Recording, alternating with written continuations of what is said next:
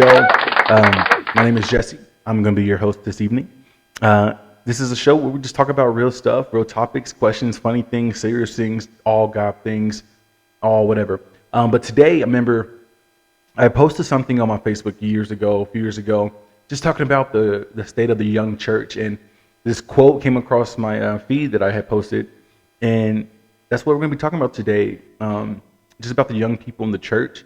And I want to make this a platform to help equip that generation. And the quote was this: "We don't have a millennial problem. We have a discipleship problem."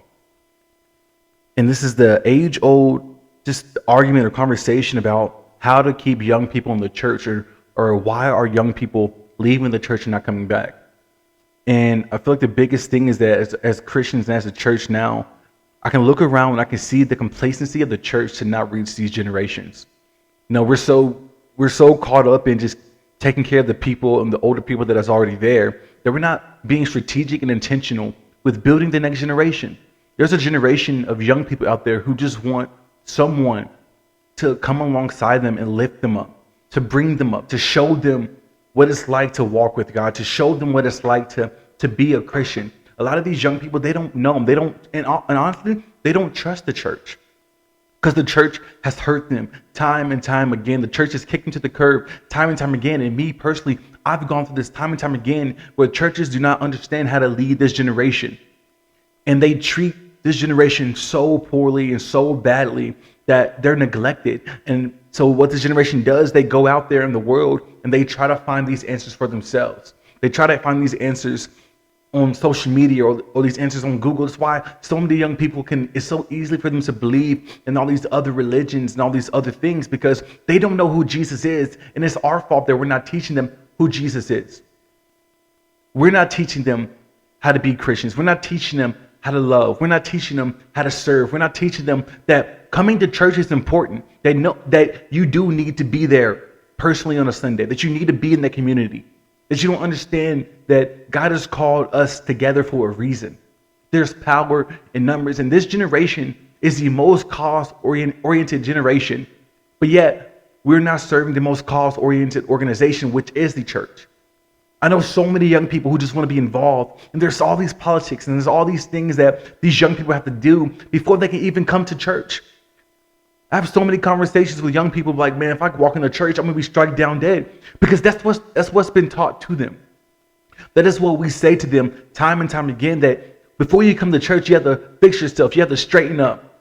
There's young people who are hurting and broken, and there's nobody out there that's doing them justice, that's loving them, that's reaching them.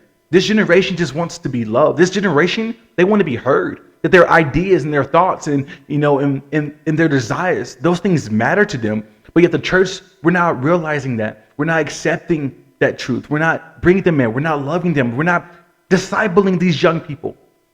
And myself, I fall victim to that process so many times, to where I've reached out to be discipled. There were I took a step of faith to go serve, to put myself in a position to work and be mentored. And every single time I am failed by the leaders that are put in my way. So many times. But I'm one of the lucky ones, because I understand that there's a calling on my life to reach this generation, to reach my peers, to create a place where young adults can come and feel loved, to create a place where young adults can come and feel heard, to where I can uplift their talents that God's given them and give them a platform that is safe and that is good for them to use those talents, to use those giftings. Otherwise, they're going to go use them in the world to build up worldly things and not to build up the kingdom. Young people just want to be accepted for who they are and not continually pushed away by the church, not continually just forgotten about. And I know it might be an awkward season to figure out what do you want to do with 18 to 30-year-olds. Put them to use their talents, use their giftings, help build them to be the next leaders of the church. Because if the church was to be passed down to my generation right now, I would be terrified. Because we don't know what to do with it. Because there's nobody that's showing us. There's nobody that's teaching us these things. There's nobody that's intentional with us. And if there is, it's very minimum effect. And there's very minimum organizations that are directed towards this generation of young people. This generation of young people are going through such a big identity crisis. And there's nobody to help give them guidance, to help show them the love of Jesus Christ, the grace of Jesus Christ, the mercies of Jesus Christ. They're just meant to figure it out on their own. There's nobody to show them peace. There's nobody to do these things for them. And me, myself, being 27 years of age, we need that guidance. Even though I've been in ministry now for almost over 7 years, serving at churches, trying to build ministries, I never had the guidance that I needed to be successful. So I'm trying to do things based off of what I've seen, but trying to relate it to a generation that doesn't understand anything about the church. So how are we going to pastor these young people the same way that we've pastored generations before when they're dealing with new things that past generations have never dealt with? The way we do that is by building up young people that can understand what young people need, and that way we can serve that need. That way we can actually do something for that generation. We don't have a millennial problem in the church. We have a discipleship problem. We need to disciple the next generation. There's so many times where I see churches where the next generation is not even on their radar. And they don't understand that that's who's going to carry on this legacy of who we are. Who are we going to pass the baton to? If we're not bringing up new leaders, if we're not being intentional with the growth of these young people. Young people need to be loved. Young people need to be groomed and built up and encouraged to be creative and to use those giftings in the church. Otherwise, we're going to use them other places. If you're an older person and you're watching this video right now, what are you doing to help build the next generation? What are you doing to help equip the next generation?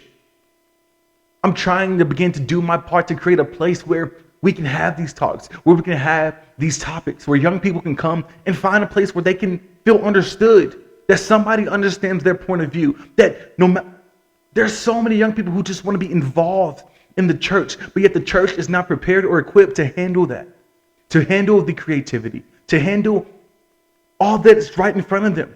And whenever you have people that step up to do that, you feel threatened by them because it's something that you've never done before.